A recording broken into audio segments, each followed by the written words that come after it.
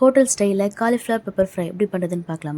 First காலிஃப்ளவரை சுடுதண்ணி நல்லா வாஷ் பண்ணி எடுத்துக்கலாம். இப்போ ஒரு பவுலில் அரைக்கணும். ஒரு ஸ்பூன் சோள மாவு, கொஞ்சம் மஞ்சத்தூள், கொஞ்சம் மிளகாத்தூள், கொஞ்சம் உப்பு சேர்த்து கொஞ்சம் கொஞ்சமாக தண்ணி சேர்த்து நல்லா மிக்ஸ் பண்ணிக்கலாம்.